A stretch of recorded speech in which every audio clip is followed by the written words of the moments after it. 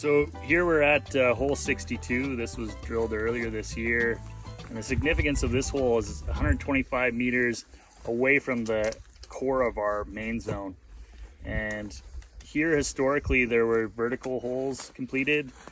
Just up on the road here you can see they're drilled in the northeast direction and vertical. Really, it was quite a simple concept here. Looking at it in 3D, there was an open space that hadn't been tested in this direction behind us where we see this heavy oxidation. And that's simply what we wanted to do. So we turned the rig this direction, drilled and intersected 108 meters of 0.8 grams per ton gold. Included within that, at the base of the interval, was heavily silicified breccia that ran about 9 meters at 7.6 grams per ton gold. So a great hit for us and really a new discovery in terms of what the potential was to expand the main zone. And then as you look further towards the southeast, you know, the property here extends another 700 meters in that direction. And along the way, there are several prospects that have really not been tested with any drilling. And that's the potential that we see, is to continue to define this area, expand towards the southeast, and then test these parallel zones that we've seen throughout the day.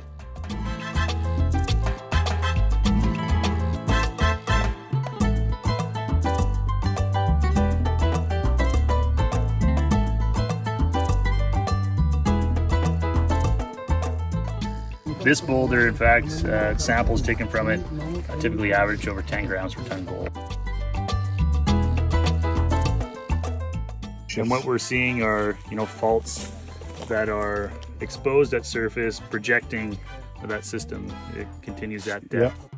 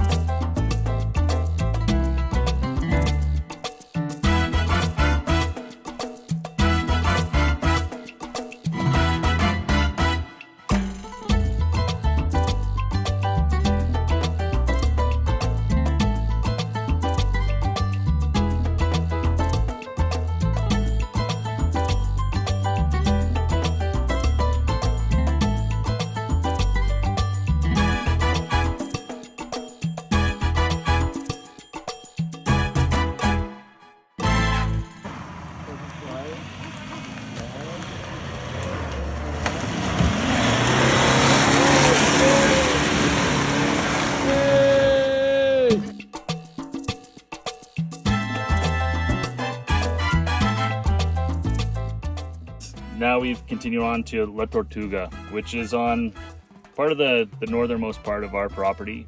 Here we have 24 square kilometers of area.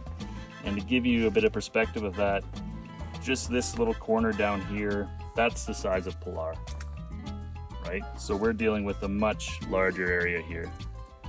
And collectively we have right now kind of 5 key target areas. Those make up 6 kilometers of prospective trend. When we say prospective trend, it's because there is a large network of artisanal workings across this property that have been sampled with very high grade results. So right behind us here in the trees, we can walk around and look at it.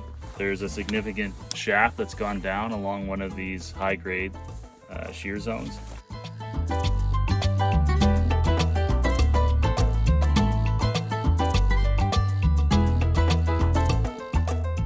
Here at La Tortuga, we see mineralization across about a kilometer trend, just over. If you look back towards the biggest hill that you see, that's Picacho. So Picacho means peak. And here we see very similar geology and structure to San Francisco mine. So that's why we're excited about this area, is that it has a lot of potential and really has been underexplored.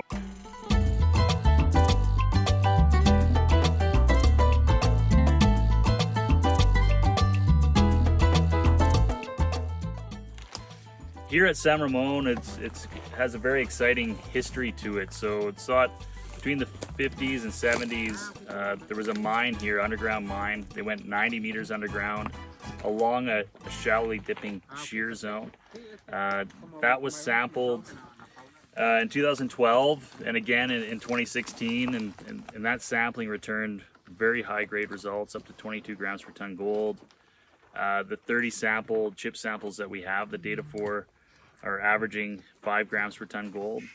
And here it's a great indicator.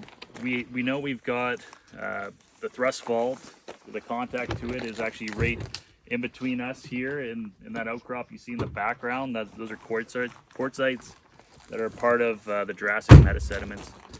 And really that's part of that target. So it's that regional thrust fault. It's parallel shear zones to that we see in the Precambrian gneiss, but we also know there's mineralization in the Jurassic sediments.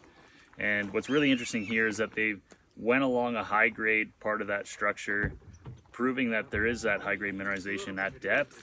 And also during that time, 2012, Timmins Gold had drilled 3 reconnaissance holes, one just in the back here, one another 250 meters in this direction, and all 3 of those holes hit mineralization.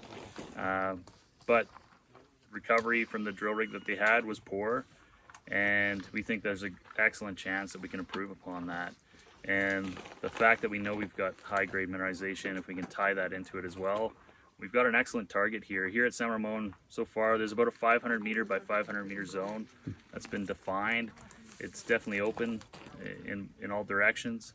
And again, 250 meters away, there was that drill hole, but also a significant underground working, very similar to this. It's unknown how far it goes down, but we do have this mapped out, and there's just a schematic of what that looks like. So they went underground along the shear zone, and then this is looking in plan view. They dogleg to the left here, down that drive, and we have that information, and it's suggesting that these shear zones are quite broad in terms of their extent, and we think there's an excellent chance, between that 500 meter strike length zone that we have so far, that we can intersect mineralization along the way.